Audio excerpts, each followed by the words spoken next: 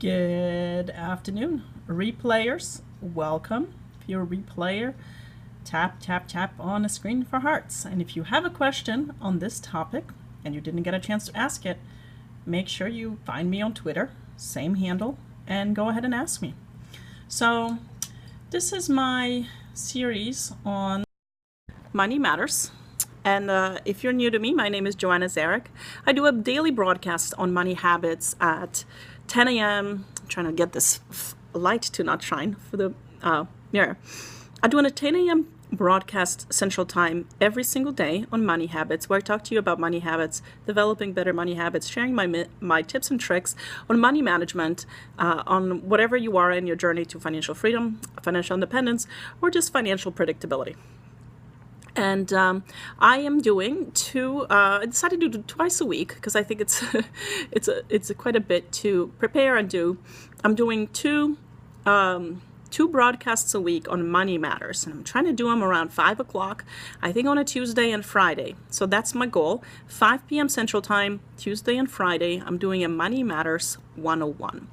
And I'm covering various topics that you may have questions about, just sharing my knowledge with you and able to answer any questions. And mostly just to encourage you guys to pursue the avenues that are available to you to work towards financial independence and work towards building wealth and getting out of debt, whatever it is, getting on the road.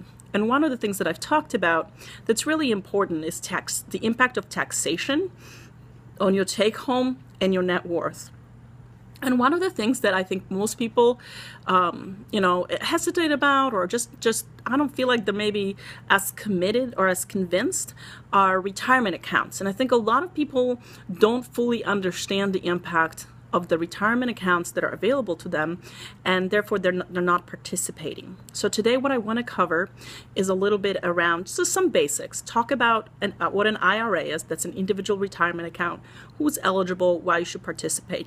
If you are a W-2 employee and you have an option of a 401k at work or a 403b or a 457, whatever your retirement plan is at work, what you should contribute, what you should take into account. We're going to talk a little bit about the difference between a traditional IRA or a 401k and a Roth IRA and 401k.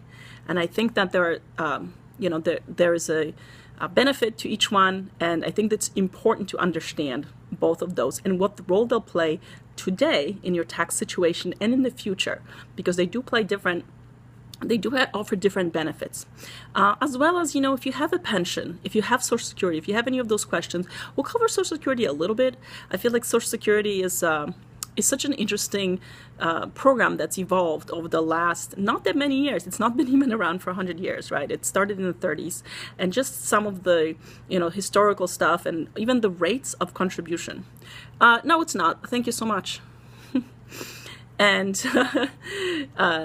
and so we're going to talk about it and just go through. So if you have any questions, and if you're a replayer and you have a specific questions or you're not sure you understood, feel free to find me on Twitter and ask me that question. I'm more than happy to answer. You can either tweet at me, direct message me, whatever. And I'm happy to answer your questions about these particular topics. So first things first, let's cover a retirement option that's available to most people in the U.S., and that is an individual retirement account.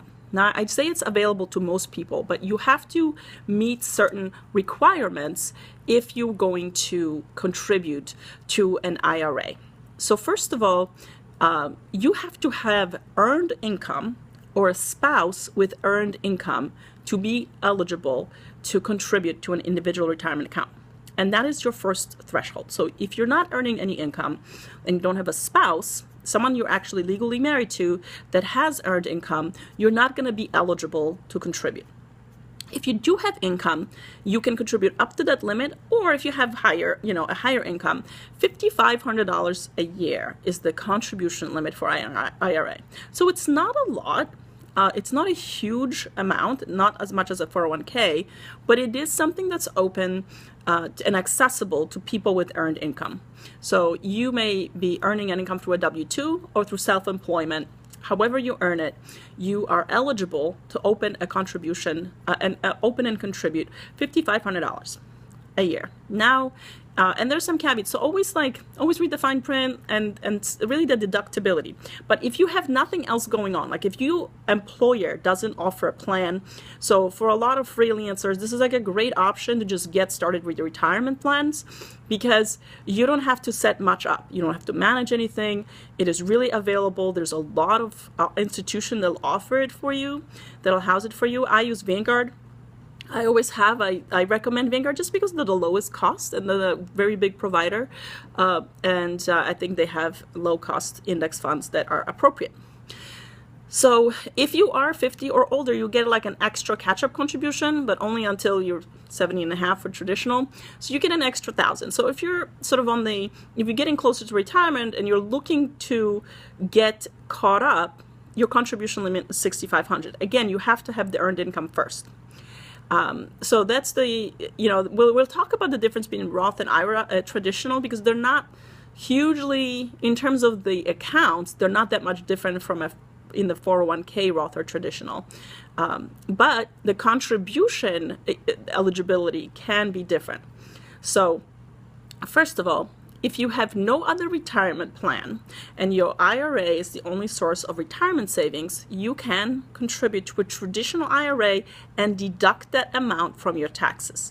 This is important, right? Because it gives you the ability to contribute more money that you may not have access to because of tax deductions. So I encourage people to get started with it, because it's kind of like the government contributing towards your retirement plan.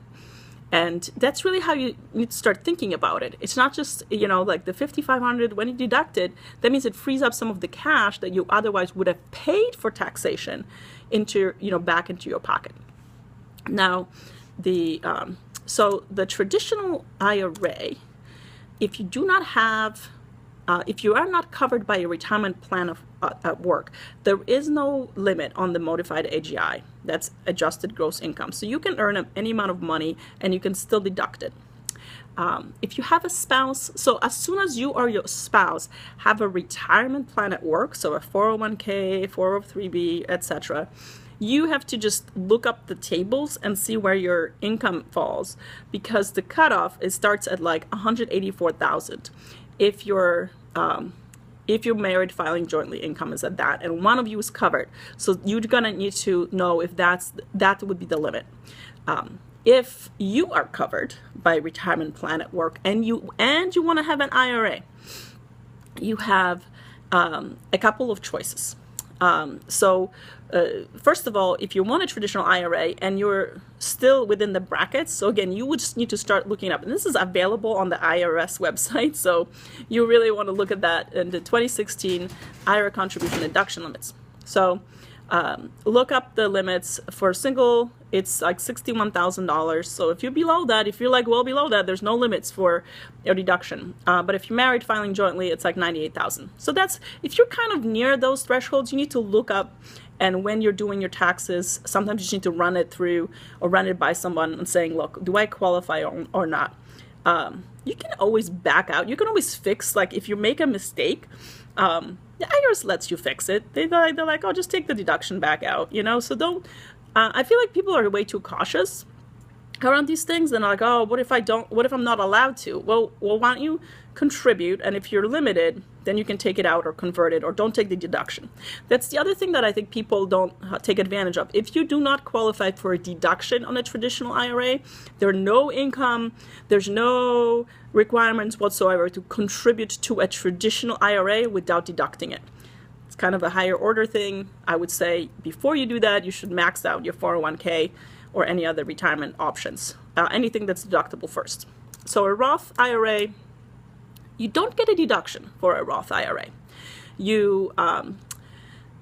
That money will grow tax-free, and when you come to use it in retirement, it won't be taxed. So there's special rules around Roth, and I think people get like, which one should I do? You should do whichever one you're more likely to do. Like if you need the deduction, if you're really struggling for cash flow, I would say do the deductible IRA. Like get the deduction now, get your cash flow, make sure you do it. Because if you're like, oh, I'm not going to do it because I'm not going to get a deduction, then forget it, right? But if you're at a more advanced sort of tax planning stage, and you're like, you know what, I understand taxation, I understand the impact it has on me today and in the future, and here's where I think I'm going to be, a Roth IRA is a very, very nice vehicle for savings. There are definitely limits on who can contribute to an IRA, and you have to have a modified adjusted gross income.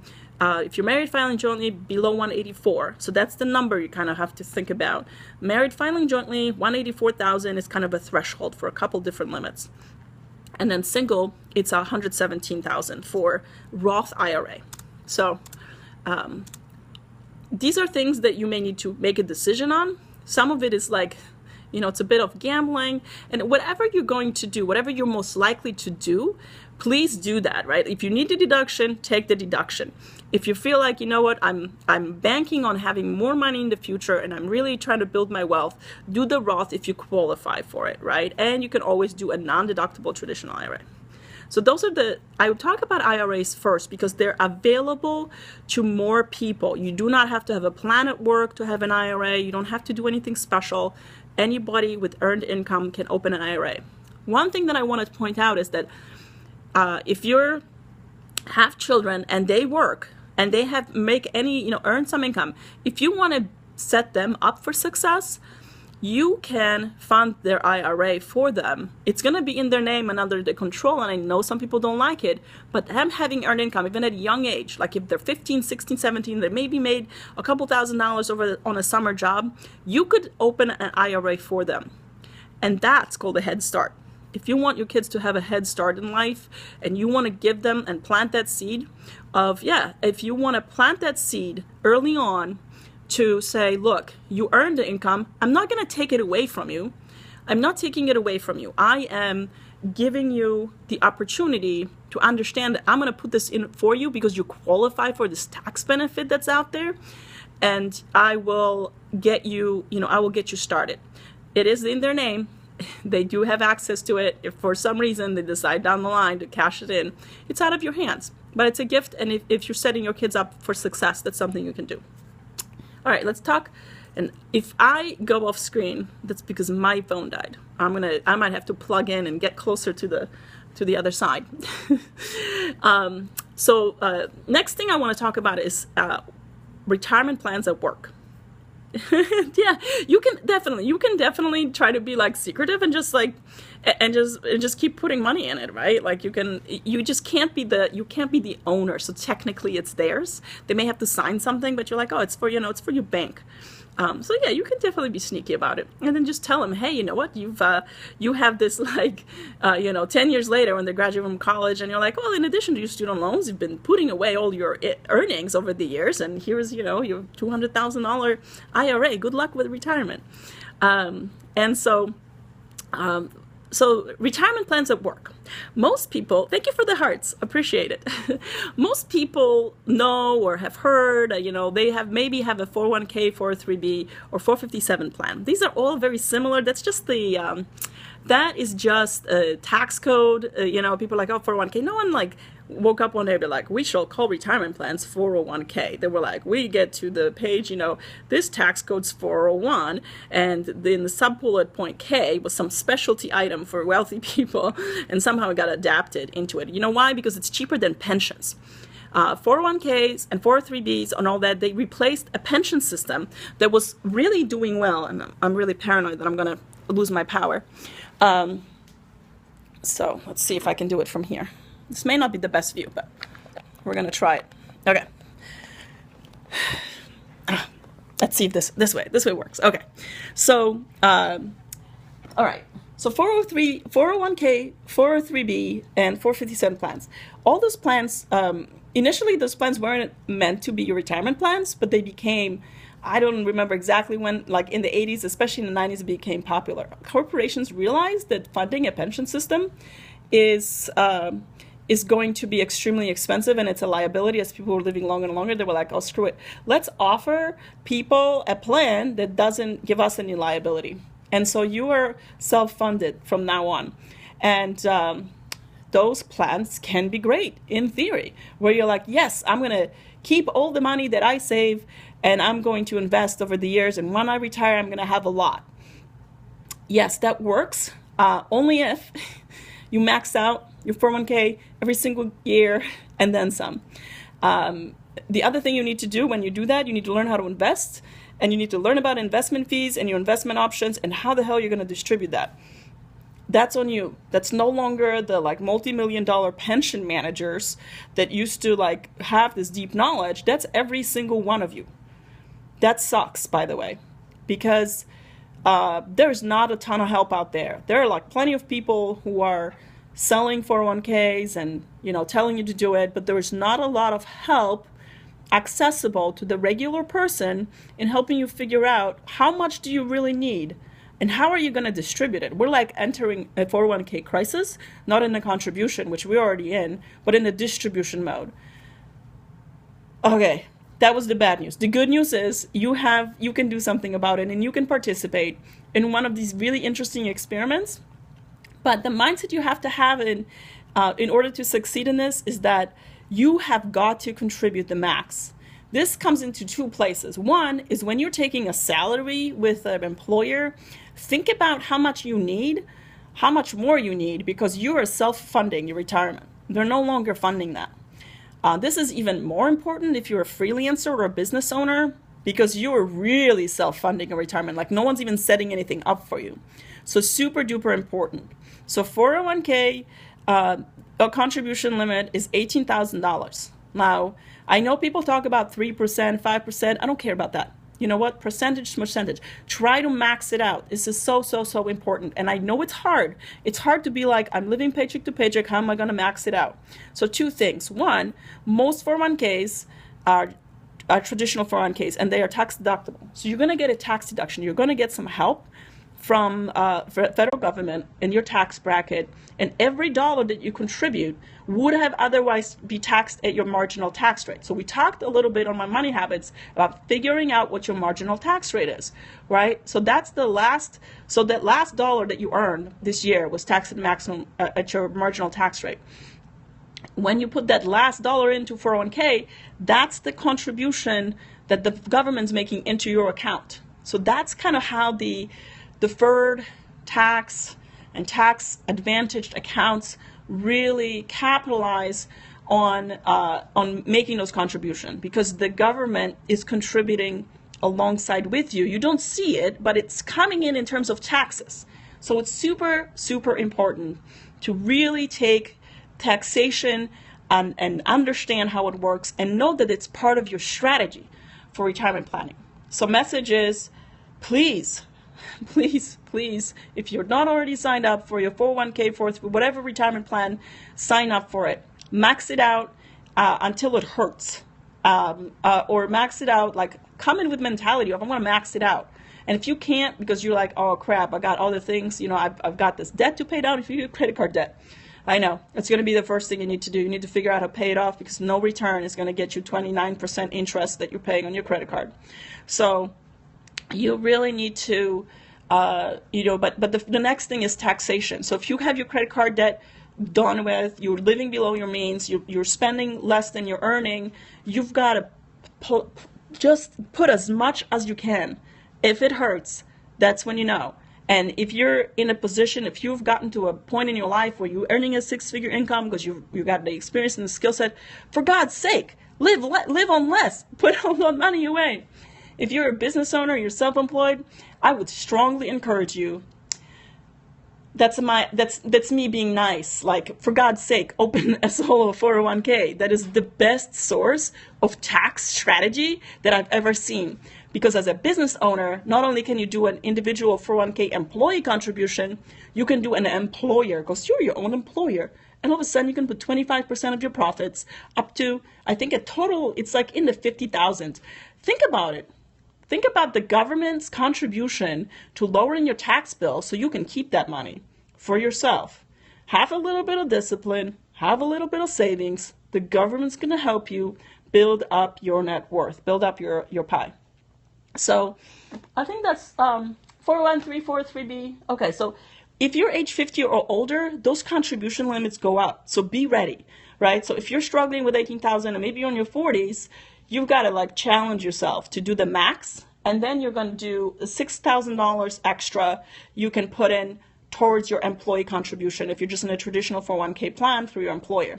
Have a plan. Figure out where you're going to get that money so you can put it in a tax-deferred account. Okay, let's see if we covered... Okay, I charged it a little bit. The last thing I want to cover is one thing that most people think of when they think of retirement, and that's Social Security. So if you think, if you know much about Social Security history, or if you don't, like, I encourage everybody to learn about it. So Social Security wasn't around hasn't been around that long, and it definitely hasn't been around in its current state for too many decades. The interesting thing that I did when I did research on Social Security was, like, I learned about the rates. Most people know about their sort of current, and I talk a lot about it, the Social Security contribution, if you're a W-2 employee, is 6.2% of your paycheck. And if you're self-employed, it's double that, 12.4. That wasn't always the case. That wasn't, yeah, I talk fast. I know, I don't even allow for questions. So, Social Security wasn't always the case. Social Security started in the 30s, and it was 1% of earned income, and that was it. Medicare tax didn't come into play till 1966. So, one of the things that I talk about, it's like, this is not your grandparents' financial plan. Like, the wisdom of the older generation has never been faced with the complexity of financial decisions that we're all making today. And one of the things is, if you look at history, you realize why, because they didn't exist for them. Social Security contributions didn't exist, Social Security taxes. And the interesting thing for me was that Social Security tax increased almost like every few years, right? Started at 1%. By the 1970s, it was at 4.2%. And by the way, you weren't penalized when you were self-employed by doing double on that. And then it kept going up and going up until the 90s, 1990. That is 26 years ago was the last time that those rates were increased. And so the Social Security taxes have been frozen in time. This is when they talk about a Social Security crisis, like, oh, we're not going to have enough money. There's a reason for that.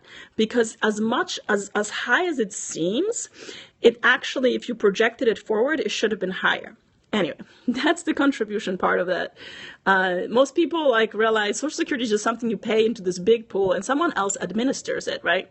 And we all think oh, Social Security is going to be there for us. Well, the pool of money is going to be there only if people work and contribute to it. And there's a lot of calculations going behind. There's a huge pool of money. And basically, people are kind of talking about don't rely on Social Security. But what is Social Security to you as part of your retirement plan? So everyone today, the legislature allows everybody to collect Social Security if you qualify. How do you qualify for Social Security? And again, one of the tools that I talk about is your Social Security statement. If you've never seen one, I don't know if you've gotten in the mail, review it, read it. It's interesting. Talk about, look at your history, your work history. But the one thing is, you qualify if you have 10 years of work that you've paid into Social Security. And thanks for the hearts. And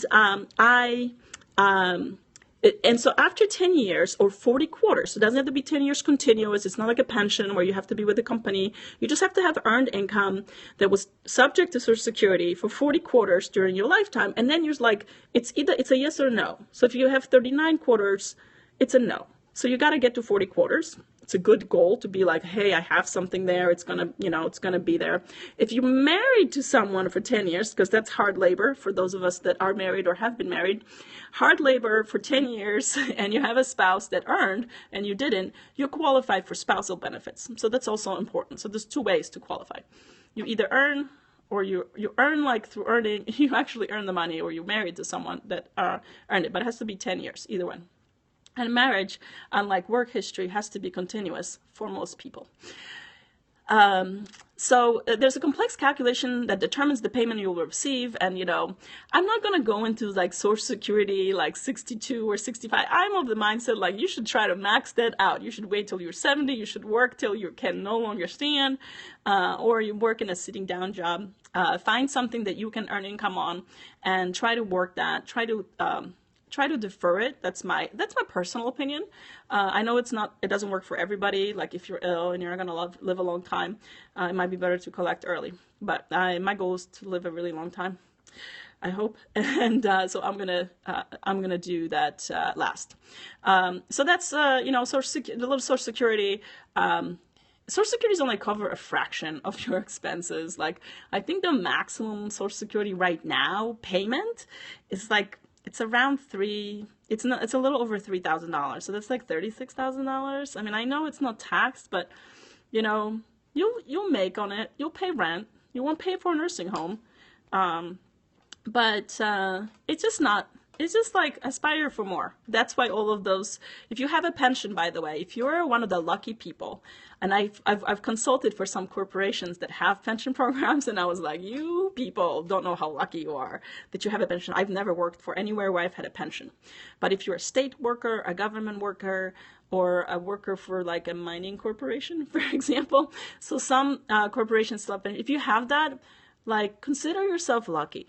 Consider yourself lucky because you are guaranteed. Of course, there's some pensions that go bankrupt, but in most cases, you have an asset that you don't even know about, that you don't realize how big of an asset you have, that the rest of us do not have. And that is why I'm saying you've got to be building your pension fund.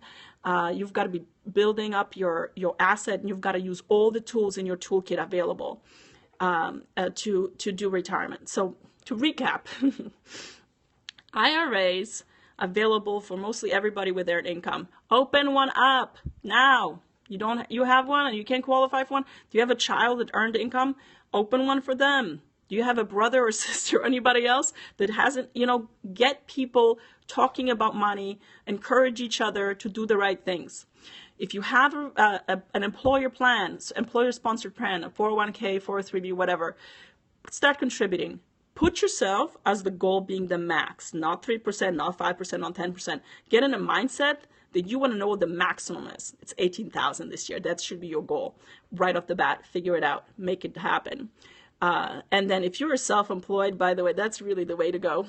If you're either self-employed or you have a side business, open your individual 401k. Even if it's small, or if you're the spouse with a side business, like maybe you're not relying on your income as a primary income and you have some side business, don't look at it as spending money. Think of it as investing money. And if it can be a tax-free investing money, totally worth it. If you can invest tax-free, we're going to talk about compounding and we're going to talk about investing, I think on Friday. We'll see. My mom's coming to town, so we'll see if I can do investing. But I want to do investing basics, and we're going to cover compounding one of these days because do the math. If you do the math, and I love for people to do the math, it is well worth it. So that's the, mom's coming. Yeah, she's grandma. She wants to see their grandkids. But I may need an escape. I may need to come to Periscope to get away. I'm like, I have important business to do, and talk to you about, I would much rather talk about investing than just about anything else. So we'll talk about investing on Friday. Anyway, thank you for joining. This is my only third Money Matters. 2016 is my year to do Money Matters. I love talking about personal finance and money and doing research on it. You know what, guys? I learn. Thank you for joining. I learn just as much about doing the research and like reminding myself and forcing myself to look this stuff up to prepare for it than I do, and I talk about it. And and thank you for joining. And so follow me if you're not following me, because I'm going to be doing Money Matters twice a week, and I do Money Habits every day, because like everything else in life, if you develop a habit, it's all of a sudden becomes easier. I want to make the conversation about money more social, and I want to make finances less stressful for people. So peace out, and I'll see you hopefully tomorrow. Money Habits, 10 a.m. Bye.